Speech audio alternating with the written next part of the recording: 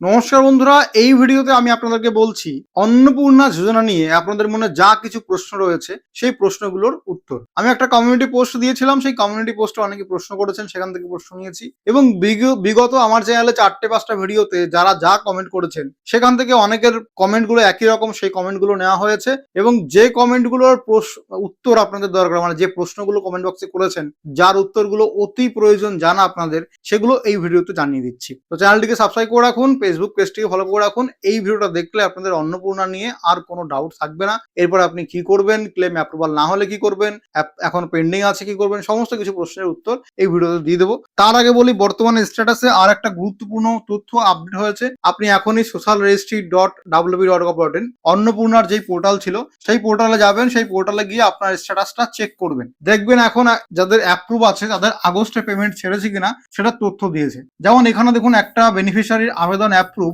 এবং তার আগস্ট মাসের পেমেন্টটা স্ট্যাটাস কি আছে, সাকসেস, অর্থাৎ তাকে আগস্ট মাসের পেমেন্টটা ছেড়ে দিয়েছে। আবার একই পরিবারের অন্য একটা আবেদনকারী, তার আবেদনও অ্যাপ্রুভ কিন্তু তাকে আগস্ট মাসের পেমেন্টটা ছাড়েনি। হয় তার আগস্টে পেমেন্ট দেয়নি, না হয় পেমেন্ট দিয়েছিল তার অ্যাকাউন্টে ঢোকেনি, তার ডিবিটি পায়নি, না হয় ব্যাংকে সমস্যা আছে যার জন্য তার পেমেন্টটা হয়নি। তো বর্তমানে আপনার যে স্ট্যাটাস অ্যাপ্রুভ, যদি অ্যাপ্রুভের পাশে কিছু লেখা থাকে সেটা কমেন্ট করে জানাবেন, তাহলে আমরা বলে দেবো যে কি ব্যাপার। আচ্ছা, যাদের এরকম সাকসেস দেখাবে কিন্তু ব্যাংকে টাকা ঢুকবে না, তাদেরকে কি করতে হবে, ডিবিটি চেক আছে, মানে ডিবিটি অ্যাক্টিভ আছে কিনা চেক করবেন। কিভাবে চেক করবেন আপনাদেরকে আমি লাইভ এখন দেখিয়ে দিচ্ছি। এইটা হচ্ছে আমার আধার পোর্টালে, আমি আধার দিয়ে লগ ইন করেছি। লগ ইন করে আমার ব্যাংকের সিডিং স্ট্যাটাস দেখুন, এখানে আমার আধার নাম্বারের লাস্টে 4টে সংখ্যা আছে, ব্যাংকের নাম কি, আমার ইন্ডিয়ান ব্যাংকে, আমার ব্যাংকের সিডিং স্ট্যাটাস কি, অ্যাক্টিভ, অর্থাৎ আমার ইন্ডিয়ান ব্যাংকে ডিবিটি অ্যাক্টিভ করা আছে। তাহলে যার অ্যাক্টিভ থাকবে তার ডিবিটি ঠিক আছে, আর যদি এখানে ইনঅ্যাক্টিভ থাকে তার মানে আপনার ডিবিটি লিঙ্ক করা নেই, আপনাকে অতি সত্বর ব্যাংকে গিয়ে ডিবিটি লিঙ্ক করতে হবে। আর আমি কবে লাস্ট ডিবিটি করেছিলাম, আপডেট হয়েছিল দেখুন 16/4/2026। এটা কখন, যখন টিএমসি আমলে যুব সাথীর জন্য আমি অ্যাপ্লাই করেছিলাম, তখন কিন্তু আমি এই স্ট্যাটাসটা মানে ডিবিটিটা ঠিক করে নিই এবং 2 মাসের 3,000 টাকা 1,500 টাকা করে যুব সাথীর আমি পেয়েছিলাম। তাহলে এইভাবে আপনি চেক করে নিন, যদি এখানে আপনার অ্যাক্টিভ দেখায় তাহলে আপনি আপনার ডিবিটি যে অ্যাক্টিভ আছে সেটা নিশ্চিন্ত। কিভাবে চেক করবেন, আপনাকে আসতে হবে এই পোর্টালে, পোর্টালটা ভালো করে দেখে নেবেন। এখন কিন্তু বিভিন্ন ধরনের বেটা পোর্টাল এসছে, তো এটা হচ্ছে অরিজিনাল পোর্টাল myaadhar.uidi.gov.in। এইখানে আসার পর আপনাকে কি করতে হবে, আগে লগ ইন করতে হবে। দেখতে পাচ্ছেন লগ ইন অপশন আছে, এখানে ক্লিক করবেন, ক্লিক করলে লগ ইন হবে।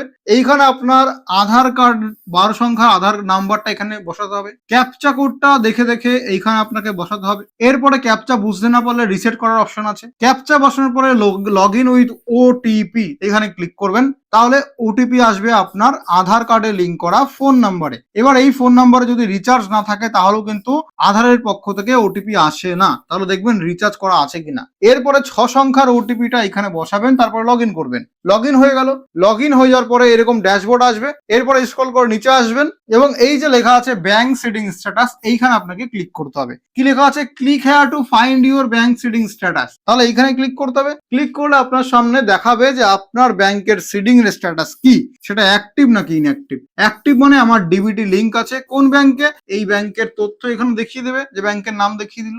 আর যদি লিঙ্ক না থাকে তাহলে দেখাবে ইনঅ্যাক্টিভ। তাহলে আপনি কি করবেন, অবশ্যই অ্যাক্টিভ করে নেবেন। তাহলে আপনার যদি আবেদনের স্ট্যাটাস অ্যাপ্রুভ দেখায়, পেমেন্ট যদি ছেড়ে দিয়েছে দেখায়, তাহলে ডিবিটি লিঙ্ক করে চেক করে নেবেন কোন ব্যাংকে ডিবিটি লিঙ্ক আছে, সেই ব্যাংকে গিয়ে অ্যাকাউন্ট চেক করবেন, দেখবেন টাকাটা ঢুকে গেছে আশা করি। এর পরবর্তী একটা প্রশ্ন দেখছি যেগুলো আপনারা আমাদেরকে কমেন্টে জানিয়েছেন, সেই প্রশ্নগুলোর এক এক করে উত্তর দেওয়ার চেষ্টা করি। আচ্ছা, প্রথম প্রশ্ন হচ্ছে আন্ডার প্রসেস নিয়ে। আন্ডার প্রসেস থেকে কবে অ্যাপ্রুভাল হবে এবং কবে আপনারা টাকা পাবেন, এই সম্পর্কিত আরো কিছু প্রশ্ন ছিল। যেমন আপনার 7 দিন ধরে আন্ডার প্রসেসিং নিয়ে আছে, 1 জুলাইতে অনলাইনে আবেদন করেছিলেন, এখনো আন্ডার প্রসেসে দেখাচ্ছে।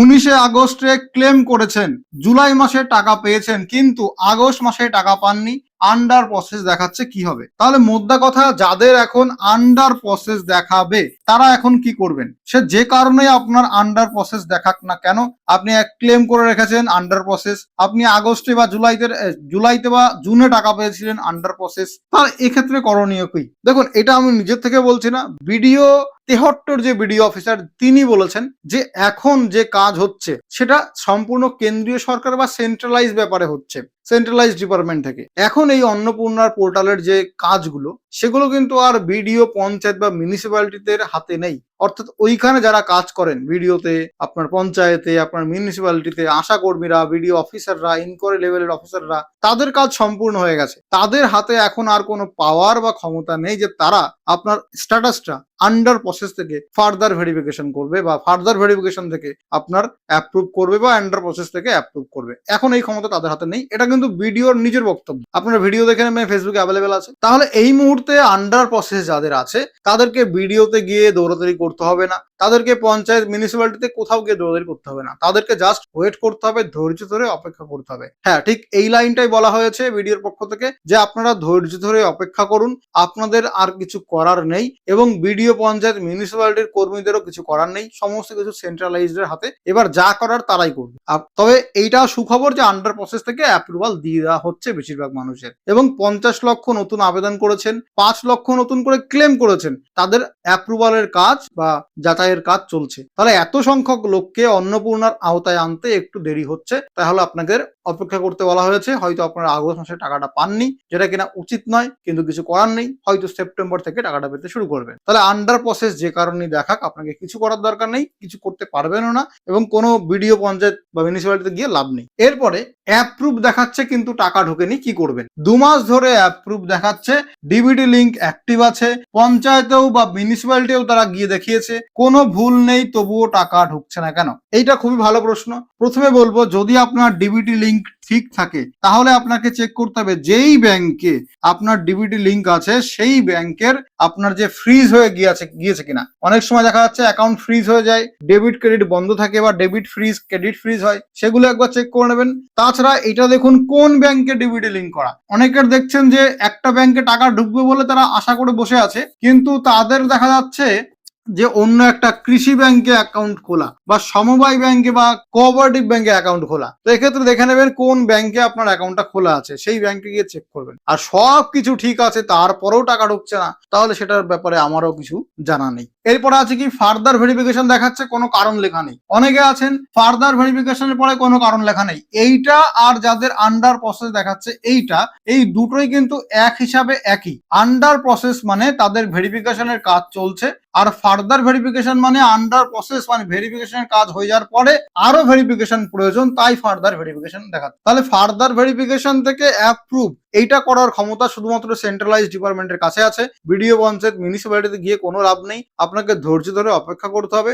আগস্ট মাসের 31 তারিখের মধ্যে আন্ডার প্রসেস থেকে বা ফার্দার ভেরিফিকেশন থেকে অ্যাপ্রুভাল হয়ে গেলে খুবই ভালো কথা, আগস্ট মাসে টাকাটা পেয়ে যেতে পারেন। আর যদি না হয় আগস্ট মাসে অ্যাপ্রুভাল, তাহলে সেপ্টেম্বরে অ্যাপ্রুভাল হবে এবং তখন টাকা পাবেন। তাহলে আপনাদের কিচ্ছু করার নেই, কোনো অফিসে দৌড়াদৌড়ি করে লাভ নেই, ক্লেম করেও লাভ নেই, চুপচাপ বসে থাকতে হবে। এর পরবর্তী প্রশ্ন, ফার্দার ভেরিফিকেশনে কারণ দিচ্ছে। প্রথম যে কারণটা দেখছি, 3টে রুম আরবান এরিয়া নিয়ে প্রশ্ন, যে পৌরসভায় 3টে বা তার বেশি রুম আছে, এর জন্য ফার্দার ভেরিফিকেশন দেখাচ্ছে। সেই সম্পর্কিত কিছু প্রশ্ন দেখুন, যেমন আমার 2 মাসের টাকা আসেনি, 3টে রুম দেখাচ্ছে, বাড়িটা আসলে 2টো রুম, তাহলে কি হবে? যদি আপনার বাড়িতে 3টের বেশি রুম না থাকে, 2টো রুম থাকে এবং আপনি ভুল করে অন্নপূর্ণার ফর্মে 3টে রুমের জায়গায় ইয়েস করে ফেলেছেন, তাহলে আপনি ক্লেম করবেন। ক্লেম করার সময় আবেদনকারী যে মহিলা, তিনি তার বাড়ির সামনে দাঁড়িয়ে একটা ছবি তুলবেন, যাতে পেছনে ব্যাকগ্রাউন্ডে বাড়িটা বোঝা যায়, সেখানে রুম কতগুলো আছে বোঝা যায়। এবার ওই ছবিটা প্লাস তার সঙ্গে ওই আবেদনকারী মহিলার ভোটার কার্ডের সামনের পেজের, পেছনের পেজের ছবি, তার সঙ্গে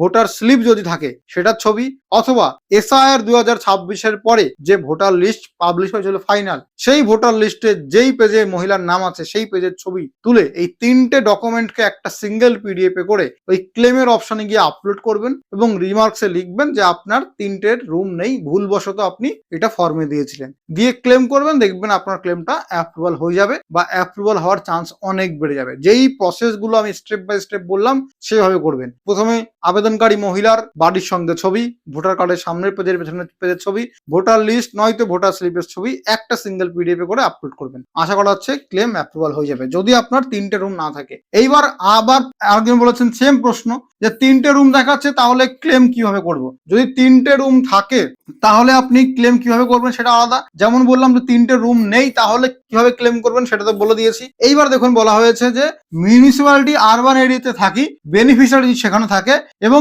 3টে রুমের বেশি হলে কোনো রিল্যাক্সেশন আছে কিনা। মানে প্রশ্ন হচ্ছে এনার সত্যিই 3টে বা 3টের বেশি রুম আছে, তাহলে সেক্ষেত্রে সরকার কি কোনো ছাড় দেবে, সরকার কি অ্যাকচুয়ালি টাকা দেবে? এখন প্রশ্ন হচ্ছে এটা যে সরকার বলেছিল 7টা বড় পৌরসভা বা কর্পোরেশন এলাকা বলতে গেলে, যেমন হাওড়া সহ কলকাতা সহ এরকম কিছু, এইরকম হলে আপনারা এই কারণ দেখিয়ে বাতিল করবে। কিন্তু ছোট মিউনিসিপ্যালিটি বা ছোট পৌরসভা যেখানে শহরে এলাকা বসবাস করেন তাদের বাদ দেবে না, এটা বলা হয়েছিল সম্ভবত। এবার আপনি এই যে ব্যাপারটা নিয়েই বলবেন যে আমার 3টের বেশি রুম আছে বা 3টে রুম আছে কিন্তু আমি ছোট পৌরসভা এলাকায় থাকি, আমারটা অ্যাপ্রুভ করা হোক, আমি আবেদনের যোগ্য বা আমি টাকা পাওয়ার যোগ্য। সেক্ষেত্রে আপনি একবার ক্লেম করে দেখতে পারেন, যদি অ্যাপ্রুভাল করে ভালো কথা, কিন্তু অ্যাপ্রুভাল করবেই এটার কোনো নিশ্চয়তা বা সিওরিটি দিতে পারছি না। পরবর্তী প্রশ্ন, যদি পরিবারে গভর্নমেন্ট এমপ্লয় থাকে তাহলে কি হবে? কি বলা আছে, পরিবারের একজন গভর্নমেন্ট এমপ্লয় হলে অন্য সদস্য কি অন্নপূর্ণার জন্য ক্লেম করতে পারবেন? সিমিলার একটা প্রশ্ন, গভর্নমেন্ট এমপ্লয়ের পরিবারের ক্ষেত্রে কি শর্ত আছে? প্রথমে এইটা ফার্স্ট প্রশ্নের উত্তর দিই। আগে দেখতে হবে যে গভর্নমেন্ট এমপ্লয় কে।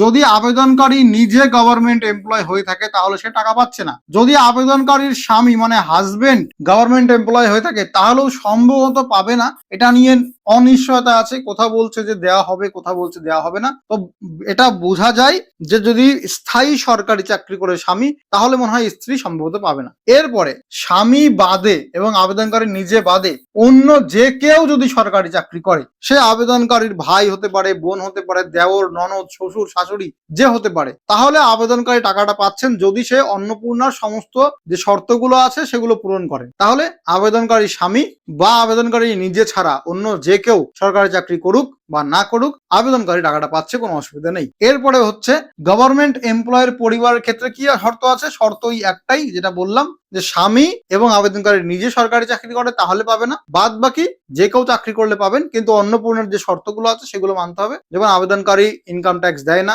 10,000 টাকা মাসে ইনকাম করে না, বয়স 25 থেকে 60-এর মধ্যে, আবেদনকারী নিজে কোনো সরকারি পেনশন পায় না, এই সমস্ত শর্তগুলো পূরণ করছে তাহলে সে টাকা পাচ্ছে, তাহলে ক্লেম করুন অবশ্যই। দ্বিতীয়ত ইনকাম ট্যাক্স নিয়ে প্রশ্ন।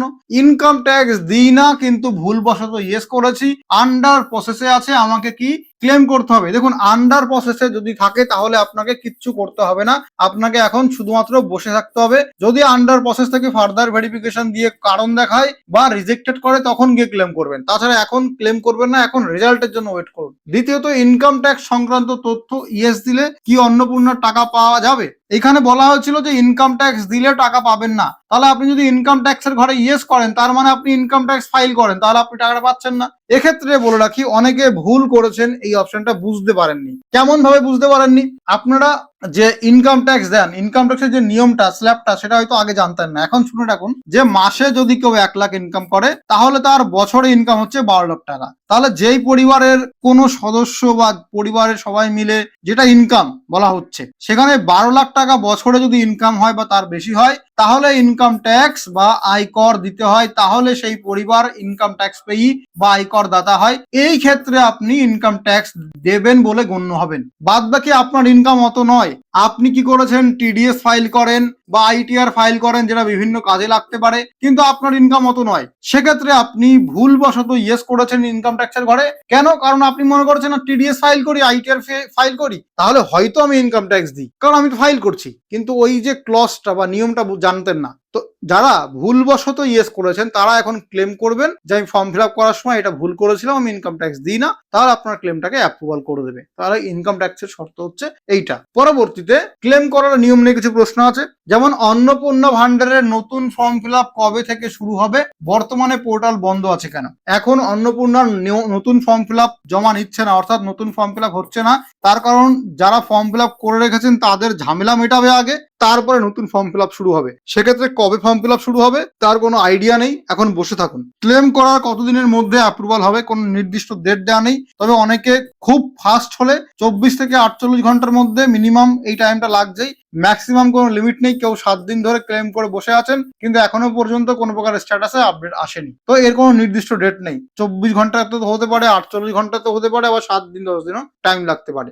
একজন আবেদনকারী দুবার ক্লেম করলে কি হবে? তো দুবার ক্লেম করার কোনো কারণ নেই। এরকমটা হয়েছে যে 7 দিন হয়ে গেছে, ক্লেমের যে স্ট্যাটাস সেটা পেন্ডিং আছে, কিন্তু আপনি ভাবছেন আরেকবার ক্লেম করি, তাহলে সেম আবেদনকারীর বা একই আবেদনকারী দুবার ক্লেম করে কোনো লাভ নেই। একবার ক্লেম করে যাওয়া হবে, দুবার ক্লেম করলে বরং জিনিসটা আরো ঝামেলা বা জট পাকাবে, তো একবারই ক্লেম থাকবে। এইবার আছে ব্যাংক ডিবিটি, ব্যাংক ভ্যালিডেশন নিয়ে প্রশ্ন। ব্যাংক ফেলিয়ার দেখাচ্ছে কিন্তু এখন অ্যাপ্রুভ দেখাচ্ছে, তবুও টাকা পাইনি, মানে স্ট্যাটাস দেখাচ্ছে অ্যাপ্রুভ কিন্তু ব্যাংক ফেলিয়ার ছিল। এক্ষেত্রে আপনার ব্যাংকে ডিবিটি আগে ঠিক করে নেবেন। যদি সমবায় ব্যাংকে, কোঅপারেটিভ ব্যাংকে ডিবিটি থাকে তাহলে ডিবিটিটা সরিয়ে একটা ভালো ব্যাংকে নিয়ে আসুন, যেমন এসবিআই, ইউকো, ইন্ডিয়ান, এরকম ব্যাংকে ডিবিটি নিয়ে আসুন। ব্যাংকের অ্যাকাউন্টের নামের সঙ্গে আধার কার্ডের নামের ম্যাচ আছে কিনা এগুলো একবার চেক করে নেবেন, ঠিক আছে? এবার ডিবিটি লিঙ্ক অ্যাক্টিভ থাকা সত্ত্বেও টাকা ঢুকছে না কেন? এক্ষেত্রে কোন ব্যাংকে ডিবিটি আছে সেটা আগে জানুন। অনেকের সমবায় ব্যাংকে বা কোঅপারেটিভ ব্যাংকে টাকা লিঙ্ক আছে ডিবিটি, যার জন্য সে অন্য ব্যাংক অ্যাকাউন্ট চেক করছে, যার জন্য সে বুঝতে পারছে না টাকা ঢুকেছে কিনা। আর ব্যাংক যদি লিঙ্কও থাকে, অ্যাক্টিভও থাকে, তাহলে অনেক ক্ষেত্রে দেখা যায় যে পেমেন্ট ছাড়তে দেরি করছে বা ব্যাংকের সার্ভারে কোনো সমস্যা, সেক্ষেত্রে আপনাদের ওয়েট করতে হবে, আর তো কিছু করার কোনো অপশন দেখছি না। এরপরে দেখুন ক্লেম করার সময় ডকুমেন্ট কি কি আপলোড করবেন। তো ডকুমেন্টের ঘরে ফটো দেবো নাকি আধার ভোটার কার্ড দেবো, কোন ডকুমেন্ট দিতে হবে একটু পরিষ্কার করে বলবেন। তো এইখানে দেখুন, আপনি যে কারণে ক্লেম করছেন সেই কারণে যদি কোনো ডকুমেন্ট থাকে সেটা তো অবশ্যই দেবেন। যেমন আপনার 3টের বেশি ঘর আছে, এই কারণে যদি ক্লেম করেন তাহলে আবেদনকারীর সঙ্গে ঘরের ছবি সেটা তো দিতেই হবে। আর বাদ বাকি কেউ গভর্নমেন্ট জব করে কিনা এই কারণে বাদ, সেক্ষেত্রে কোনো ডকুমেন্ট সেই অর্থে লাগে না। সেলফ ডিক্লারেশন একটা ডকুমেন্ট আছে বা ফর্ম আছে, যেটা আপনার বিডিও, পঞ্চায়েত, মিউনিসিপ্যালিটিতে দেন, সেটা ফিল আপ করে আপলোড করতে পারেন। একইভাবে ইনকাম ট্যাক্সের ঘরেও কোনো ডকুমেন্ট লাগে না, সেলফ ডিক্লারেশনটা দিতে পারেন। বাদ বাকি যেগুলো মাস্ট দেবেনই দেবেন, আধার কার্ড, তার সঙ্গে ভোটার কার্ড আর ভোটার লিস্ট, যেটা 2026-এ রিসাইয়ের পরে বেরিয়েছে ওইটা, এবং যদি ভোটার স্লিপ থাকে তাহলে এইটা। এই করে ডকুমেন্ট একটা সিঙ্গেল পিডিএফ এ করবেন, তারপরে আপলোড করবেন, তাহলে আপনার ক্লেমের যে অ্যাপ্রুভাল হওয়ার চান্সটা সেটা অনেক বেড়ে যাবে। বাদ বাকি আরো কিছু প্রশ্ন আছে, রিজেক্টেড থেকে ক্লেম করলে কতদিনে অ্যাপ্রুভাল হবে? তো কত দিনে অ্যাপ্রুভাল পাবেন তার কোনো নির্দিষ্ট ডেট নেই। খুব তাড়াতাড়ি হলে 24 থেকে 48 ঘন্টা সময় লাগছে, এবং দেরি হলে বা ম্যাক্সিমাম হলে 7 দিন 10 দিনও ক্লেম পড়ে আছে অনেকের। একবার ক্লেম করার পরে আবার ক্লেম করা যাবে কিনা, তো করবেন না, করা যাবে কিনা জানি না, আমি ট্রাই করিনি, করবেন না। একটা আবেদনকারী একবারই ক্লেম করে রাখবেন। অ্যাপ্রুভাল হওয়ার পরে আবার আন্ডার প্রসেস হলে কি করবেন? সেক্ষেত্রে বিডিও অফিসার জানিয়েছে তারা অ্যাপ্রুভ করে দিয়েছে সমস্ত কিছু দেখে, কিন্তু এখন আছে আন্ডার প্রসেসে, তাহলে এখন আপনার কিছু করার নেই বা বিডিও পঞ্চায়েতে গিয়েও কোনো লাভ নেই, অটোমেটিক্যালি এটা অ্যাপ্রুভ হয়ে যাবে। জুলাইয়ে টাকা পেয়েছেন, আগস্টের টাকা পাননি, কি করবেন? যদি স্ট্যাটাসে আপনার আন্ডার প্রসেস দেখায়, ফার্দার ভেরিফিকেশন দেখায়, কিছু করার নেই। যদি রিজেক্টেড বা ফার্দার ভেরিফিকেশন রিজন দেখায়, ক্লেম করবেন। আদারওয়াইজ অ্যাপ্রুভ থাকলে আপনি চেক করবেন, অ্যাকাউন্টে টাকা ঢুকতে পারে। পোর্টালে স্ট্যাটাস চেঞ্জ না হলে কি করতে হবে? তো এখানে স্ট্যাটাস চেঞ্জ না হলে ওয়েট করতে হবে, আপনি নিজে থেকে স্ট্যাটাস চেক করতে পারবেন না, বা আপনার বিডিও, পঞ্চায়েত, মিউনিসিপ্যালিটি থেকে যে এখন সুপারিশ করে দেবে সেন্ট্রালে, বা কোনো ফর্ম জমা নিয়ে তারা তাদের মতো করে ফিল আপ করবে, সেই পাওয়ার আর ক্ষমতা তাদের কাছে এখন নেই, এখন সেটা সেন্ট্রালাইজ হয়ে গেছে। তাহলে এই হচ্ছে মোটামুটি আপনাদের বিশেষ যেগুলো প্রশ্ন এসেছে সেগুলো আমরা নিতে পেরেছি। আর যেগুলো আমাদের দ্বারা মিস হয়ে গেছে, যে প্রশ্নগুলো নিতে পারেনি, সেগুলো কমেন্ট ডাউন করে জানাবেন, অন্য একটা ভিডিওতে কভার করে দেবো, বা এই ভিডিওর নিচে আমরা রিপ্লাই দেওয়ার চেষ্টা করবো। যদি ভিডিওটা ভালো লাগে অবশ্যই লাইক করুন, চ্যানেলটিকে সাবস্ক্রাইব করে রাখুন, ফেসবুক পেজটিকে ফলো করে রাখুন এরকম গুরুত্বপূর্ণ ভিডিও আরো পাওয়ার জন্য। ধন্যবাদ, ভালো থাকবেন, দেখা হয় পরবর্তী ভিডিওতে।